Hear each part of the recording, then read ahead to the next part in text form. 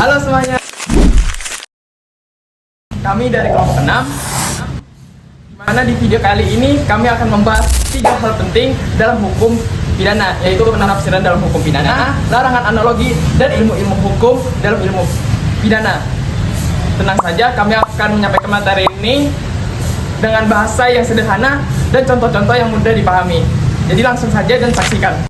Halo semuanya, sebelumnya kenalin, nama aku Damar. Di bagian awal ini aku bakal menjelaskan tentang penafsiran dalam hukum pidana. Sebelumnya, pernah nggak sih kalian membaca pasal undang-undang tapi merasa bingung maksudnya apa? Nah, itu wajar. Bahasa hukum kadang tidak langsung mudah untuk dipahami karena ada istilah umum, kalimat yang panjang, atau situasi baru yang belum terpikirkan saat undang-undang itu dibuat.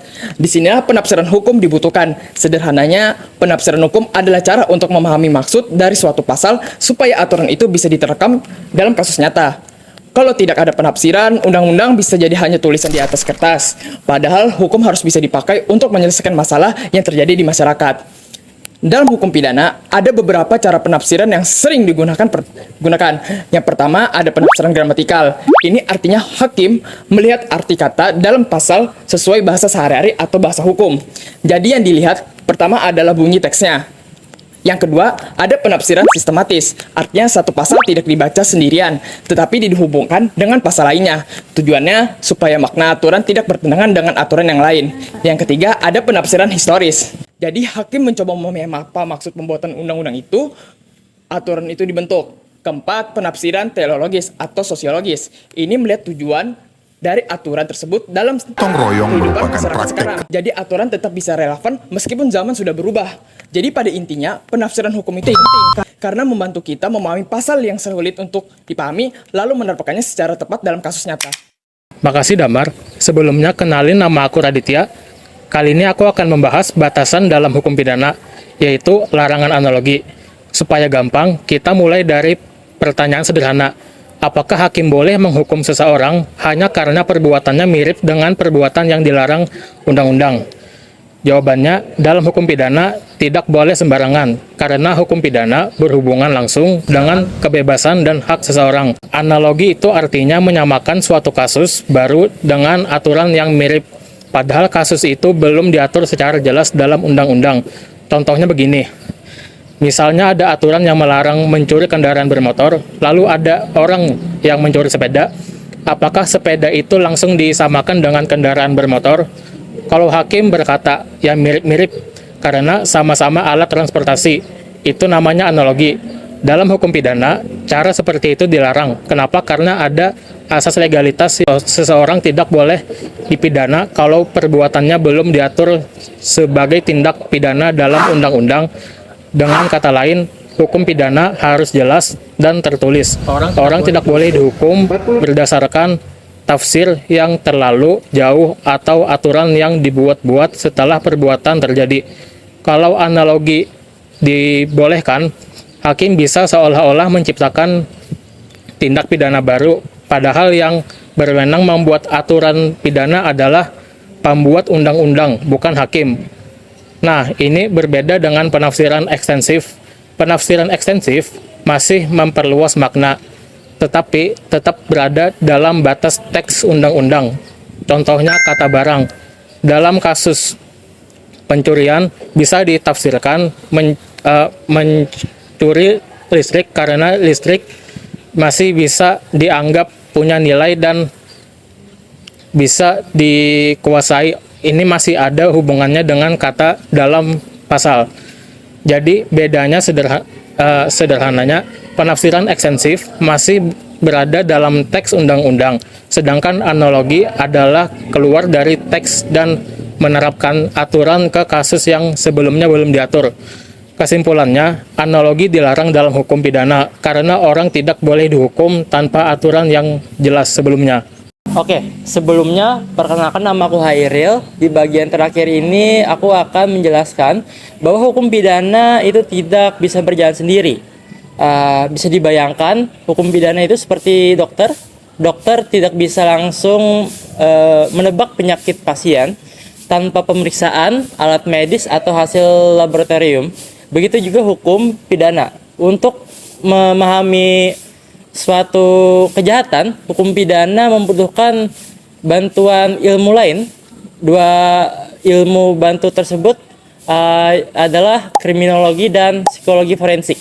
Pertama, kriminologi. Kriminologi adalah ilmu yang menjelaskan kejahatan sebagai gejala sosial, yang fokusnya bukan hanya pada pasal, tetapi juga pada pertanyaan kenapa kejahatan itu bisa terjadi. Misalkan, ada seseorang yang melakukan kejahatan karena faktor ekonomi, lingkungan, pergaulan, atau lemahnya pendidikan. Hal-hal seperti itu bisa dibahas dalam kriminologi. Kriminologi penting karena membantu membuat kebijakan melihat akar permasalahan kejahatan. Jadi negara tidak hanya menghukum pelaku, tetapi juga mencegah kejahatan agar tidak terjadi berulang. Yang kedua itu adalah psikologi forensik. Psikologi forensik sendiri itu bertugas untuk membantu hukum pidana untuk memahami kondisi kejiwaan seseorang dalam proses hukum.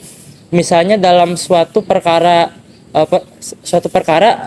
perlu diketahui apakah pelaku sadar dengan perbuatannya itu atau memiliki gangguan kejiwaan tertentu. Ini penting karena dalam hukum pidana itu sendiri seseorang baru bisa dimintai ke pertanggungjawaban kalau ia memang mampu bertanggung jawab atas perbuatannya tersebut. Forensik juga bisa membantu menilai keterangan saksi. Misalnya adalah saksi memberikan keterangan dengan kondisi psikologi yang stabil atau tidak. Dari sini kita bisa melihat bahwa penegakan hukum pidana tidak cukup melihat dari pasal. Hukum juga harus memahami kondisi psikologi yang ada pada pelaku, saksi, ataupun korban.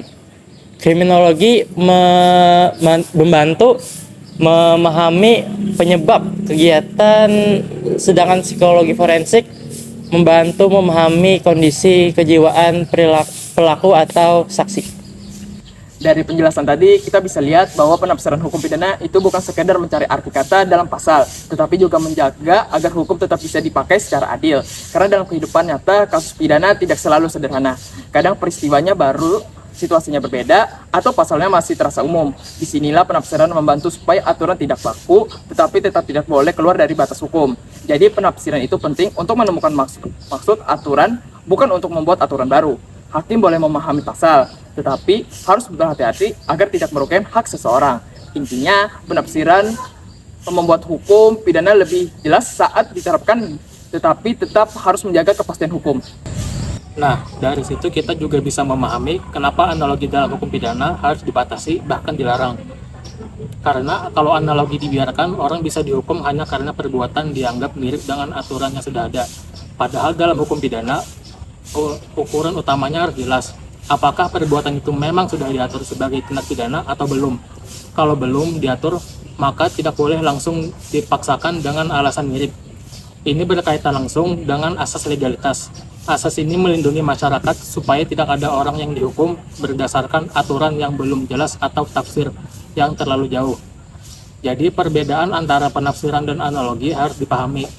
Penafsiran masih mencari makna dalam pasal, sedangkan analogi menyamakan kasus yang sebenarnya belum diatur. Terakhir, hukum pidana juga tidak cukup hanya dilihat dari pasal dan tindak kejahatannya saja. Dalam banyak kasus, aparat penegak hukum juga harus memahami latar belakang sosial, kondisi psikologis, dan latar belakang lainnya mempengaruhi tindak kejahatan tersebut. Disinilah kriminologi dan psikologi forensik menjadi penting. Kriminologi membantu memahami penyebab kejahatan, sedangkan psikologi forensik membantu memahami kondisi kejiwaan pelaku, korban maupun saksi. Dengan bantuan ilmu tersebut, penegakan hukum yang lebih tepat, hukum tidak hanya menghukum, tetapi juga berusaha memahami masalah agar kejahatan bisa dicegah. Jadi kesimpulan besarnya, hukum pidana harus berjalan dengan aturan yang jelas, penafsiran yang hati-hati, dan pemahaman yang adil terhadap manusia, serta masyarakat. Jadi dari pembahasan tadi ada 3 hal penting yang bisa kita ambil. Yang pertama, penafsiran hukum membantu memahami pasal agar bisa diterapkan pada kasus nyata. Yang kedua, analogi dilarang dalam hukum pidana karena bertentangan dengan asas legalitas dan bisa merugikan hak seseorang. Yang ketiga, hukum pidana membutuhkan ilmu bantu seperti kriminologi dan psikologi forensik agar penegakan hukum lebih adil. Sekian video dari kelompok kami. Semoga apa yang kami sampaikan bisa dipahami dengan baik. Sekian dan terima kasih. Dadah!